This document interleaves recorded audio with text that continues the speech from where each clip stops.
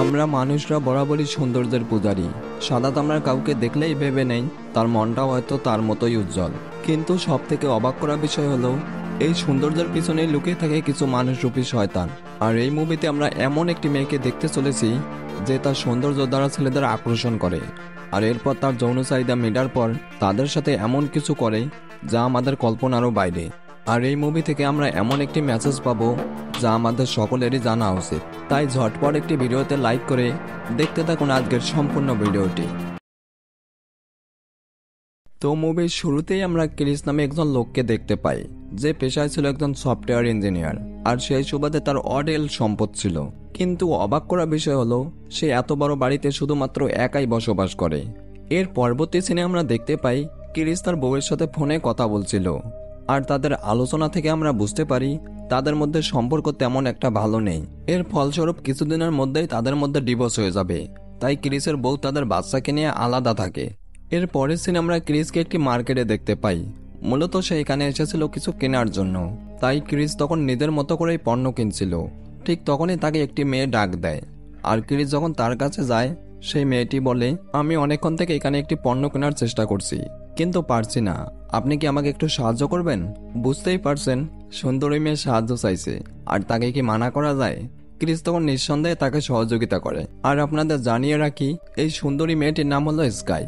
তো যাই হোক, এরপর সম্পূর্ণ কেনাকাটার পর যখন ক্রিস বাইরে আসে সে দেখতে পায় বাইরে স্কাই দাঁড়িয়ে আছে। ক্রিস তখন তার কাছে গিয়ে কারণ জিজ্ঞেস করলে স্কাই বলে, আমি এখানে অনেকক্ষণ থেকে দাঁড়িয়ে আছি কিন্তু কোনো গাড়ি পাচ্ছি না। স্কাই এর এরকম করুণ অবস্থা দেখে ক্রিসের বেশ খারাপ লাগে। তাই সে তখন বলে, আপনি আমার গাড়িতে আসুন, আমি আপনাকে বাসায় ড্রপ করে দিব। তাই এক প্রকার বাধ্য হয়ে স্কাই ক্রিসের গাড়িতে উঠে পড়ে। আর এরপর যখন তারা যাচ্ছিল আমরা খেয়াল করি যে ক্রিস ধীরে ধীরে স্কাইয়ের প্রতি দুর্বল হয়ে পড়ছিল।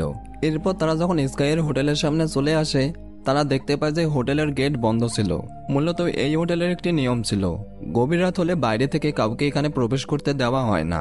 তাই ক্রিস তখন এক প্রকার বাধ্য হয়ে স্কাইকে তার বাসায় নিয়ে আসে।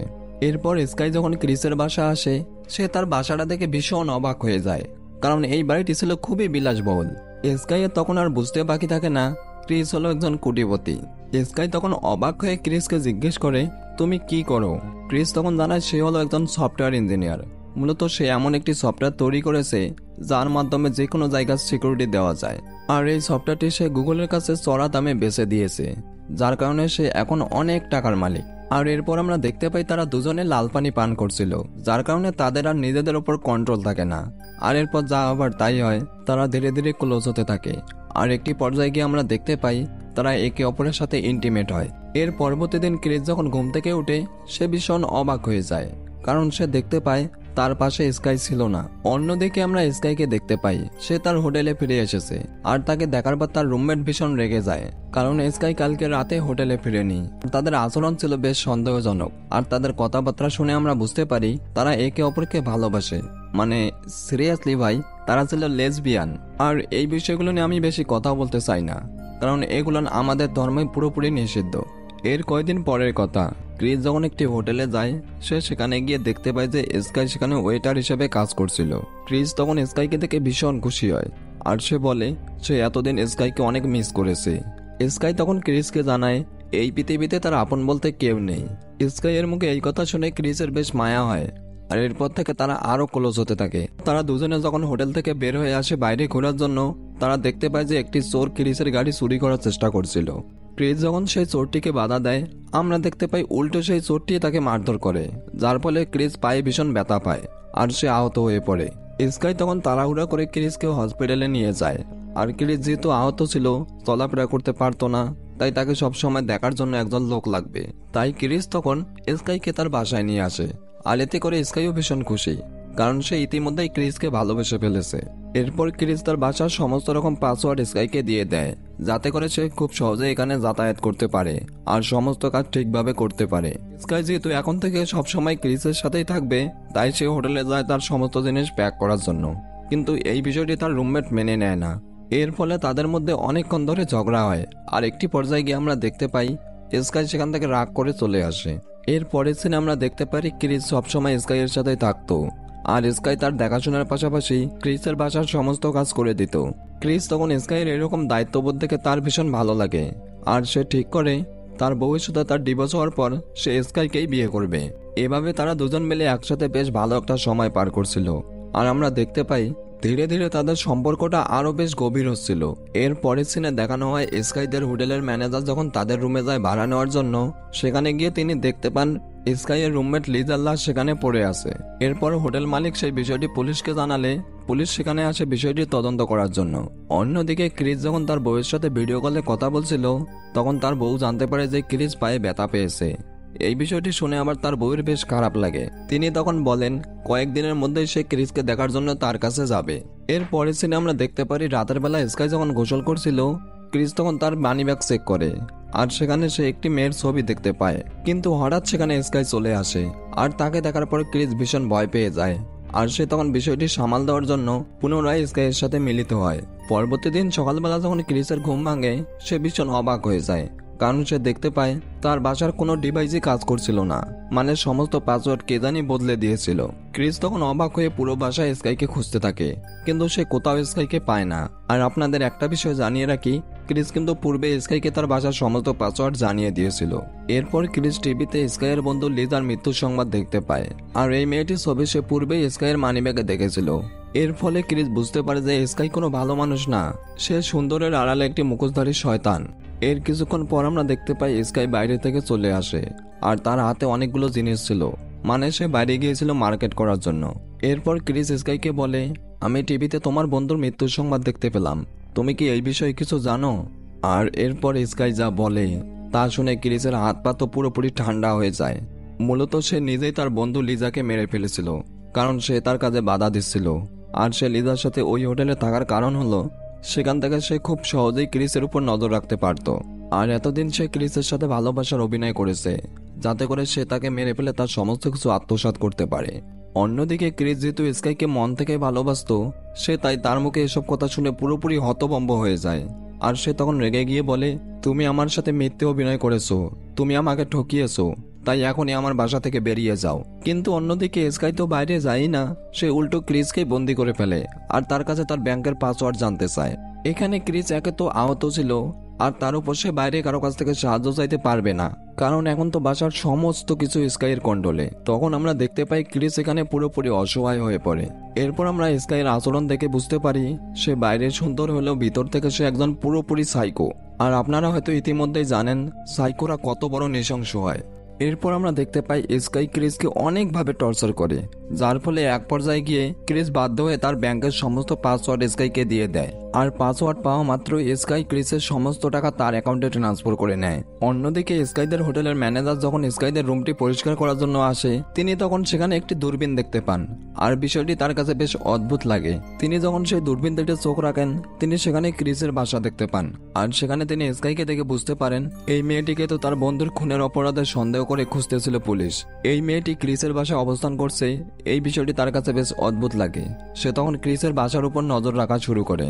এর পরবর্তী সিনে আমরা দেখতে পারি স্কাই যখন ক্রিসকে তার হাতের বাঁধন খুলে বাইরে নিয়ে যাওয়ার চেষ্টা করছিল, ঠিক তখনই ক্রিস সুযোগ পেয়ে স্কাইয়ের উপর অ্যাটাক করে। কিন্তু আমরা যেমনটা আগে থেকেই জানতাম, ক্রিস আগে থেকে আহত ছিল, যার কারণে সে কোনো মতেই স্কাইয়ের সাথে পেরে ওঠে না। আর ক্রিসের এইরকম আচরণ করার কারণে স্কাই ভীষণ রেগে যায়। সে তখন একটি চাকু দিয়ে ক্রিসের উপর বারবার আঘাত করতে থাকে, আর ক্রিস তখন ব্যথার কারণে প্রচন্ড রকম চিৎকার করতে শুরু করে। তাই স্কাই তখন ক্রিসের মুখটি বন্ধ করে তাকে হুইলচেয়ারের সাথে বেঁধে রাখে। আর একটু পরেই আমরা দেখতে পারি সেখানে একটি লোক আসে।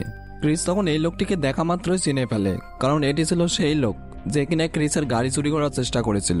আর এর থেকেই ক্রিস বুঝতে পারে স্কাই আর এই লোকটি মিলিতভাবে পরিকল্পনা করে তাকে ফাঁসিয়েছে।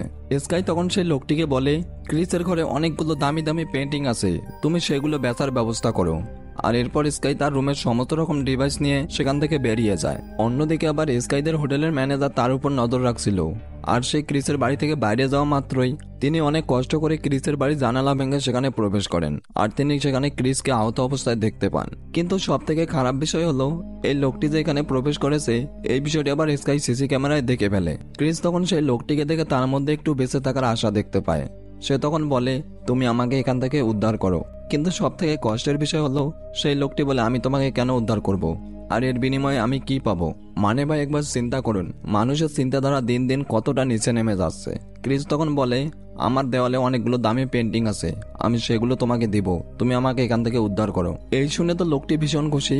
সে তখন ক্রিসকে মুক্ত করার চেষ্টা করে, কিন্তু সব থেকে খারাপ বিষয় হলো ঠিক তখনই সেখানে স্কাই চলে আসে। সেই লোকটি তখন স্কাইকে দেখে ভীষণ রকম ভয় পেয়ে যায়, কারণ সে তো জানতো স্কাই কতটা ভয়ঙ্কর রকমের সাইকো।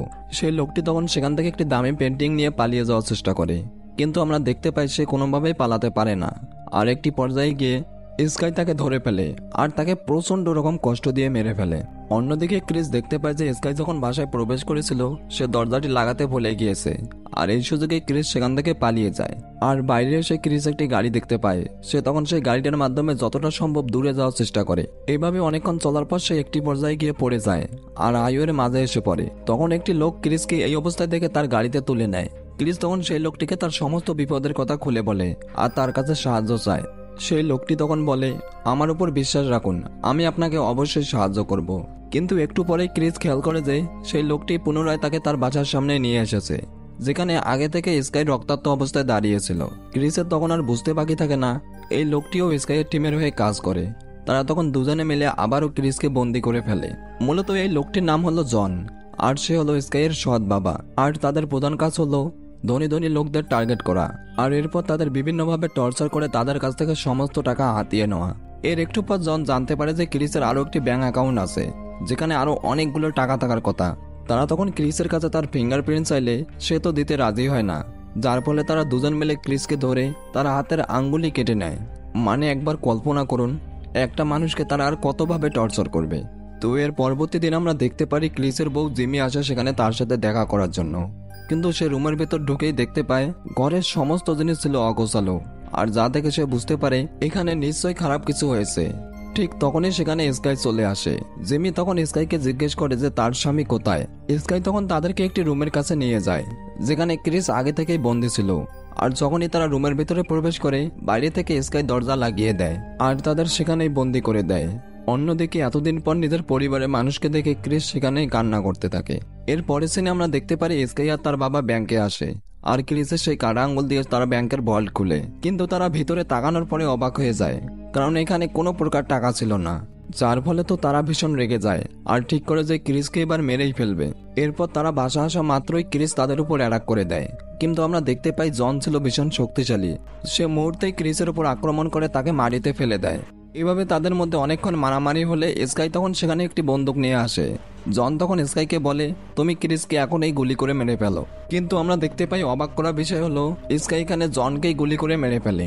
আর তার প্রধান কারণ ছিল জন তার বাবা হওয়া সত্ত্বেও স্কাইয়ের উপর শারীরিক আর মানসিকভাবে নির্যাতন করত। এই সুযোগে ক্রিস তখন তার বাসার সমস্ত লাইট বন্ধ করে দেয়। অন্ধকারে তখন স্কাই কোনো কিছু দেখতে পায় না। সে তখন ক্রিসকে খুঁজতে থাকে তাকে মারার জন্য।